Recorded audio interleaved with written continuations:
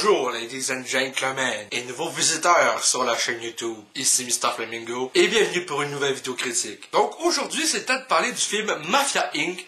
réalisé par Daniel Gru alias Pods. Le film je suis allé le voir hier soir en avant-première au Cinéplex de Beauport. J'ai un ami qui m'a invité quand il a gagné une paire de 2 billets dans un concours pour le film. Donc à toi je te remercie parce que j'ai passé une très bonne soirée. Donc le film met en vedette Marc-André Grondin dans le rôle de Vincent Gamache. On a aussi Sergio Castellitto dans le rôle de Franck Paterno. Mylène Maquet dans le rôle de la sœur de Vincent Gamache, donc Sophie Gamache. On a Gilbert Sicotte dans le rôle de Henri Gamache. Mafia Inc. est un film basé sur le livre du même nom. Et j'ai trouvé vraiment que le scénario était très bon. J'ai trouvé vraiment que le montage était excellent, que le film est magnifiquement réalisé par Pods. Le jeu des acteurs était superbe. Honnêtement, je suis pas quelqu'un habituellement qui est grand fan de films québécois ou même de films genre Mafia, mais ce film-là m'a fait terriblement accrocher à l'histoire. Sincèrement, là, et ça peut paraître bizarre, mais je pense que le premier film que j'ai vu de Pods, c'était Les 7 jours du Talion, qui est sorti en 2009. C'est un film que moi, j'ai personnellement vu quand j'avais 11 ans.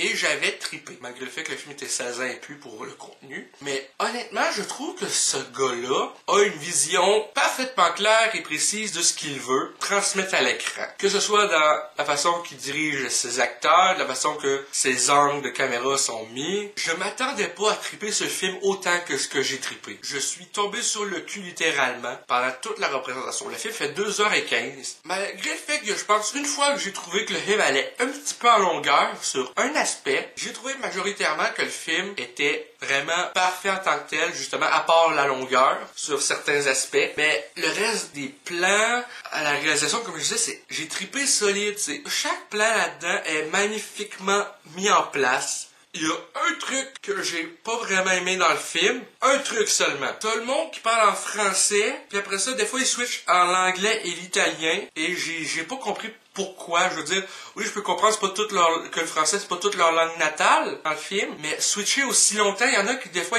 dans la même phrase, ils utilisent le français, l'anglais et l'italien, et c'est juste ça qui m'a fait un peu sortir du film, malgré le fait, que je peux comprendre parfaitement que c'est pas toute leur langue de base dans l'histoire. J'ai juste trouvé ça un peu bizarre, justement, le fait que ça alternait d'une langue à l'autre aussi régulièrement dans le film. Mais à part de ça, les scènes d'action, oh putain!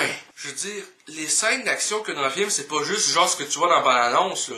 C'est pas un film d'action, c'est vraiment un drame, mais avec des bonnes scènes d'action quand il y en a. Et le drame dans ce film, c'est pas le genre de film où que t'aimes les personnages que tu vois à l'écran. C'est un genre de film qui, selon moi, te laisse... Il y a un message bien précis que ce film-là te donne, selon moi. C'est un message bien important, c'est fais attention à ton entourage. Et je pense, en tout cas, j'espère que j'ai bien compris le film si je pense ça, parce que, c'est le genre de film où que le monde sont pas super bien entourés dans le sens, ils prennent pas des bonnes décisions, au niveau moral, mais tu peux pas t'empêcher de vouloir voir ce qu'ils vont faire ensuite. Parce que, comme je dis, c'est pas des personnages pour lesquels tu vas voter, c'est juste du monde que tu veux voir un peu jusqu'à où ça va aller. Et habituellement, c'est rare que je trouve ça bien dans un film, quand tu peux pas t'attacher aux personnages principaux, mais là, j'ai trippé solide le fait de pas aimer les personnages d'un côté moral. J'ai passé un excellent 2h15 au cinéma. Merci Pods d'avoir réalisé un si bon film. Merci Marc-André Grondin. Tu signes, je pense, une de tes meilleures performances avec Les Affamés. Aussi, j'ai trouvé dans ce film-là que, à part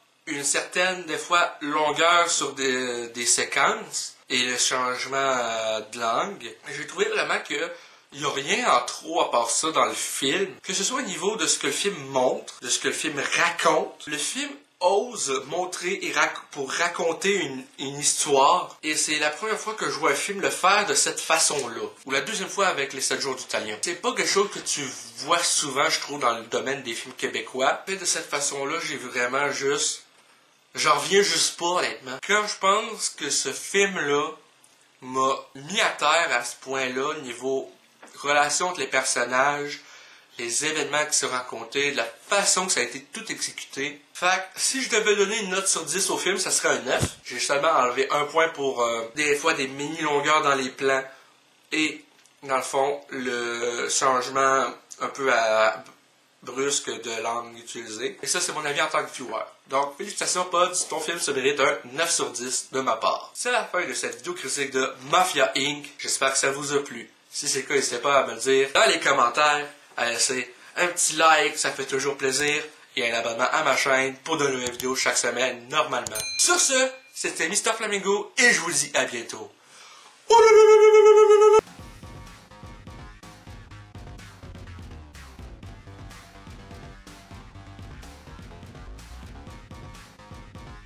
Hey le grand, c'est quoi que t'attends pour t'abonner, sacrament?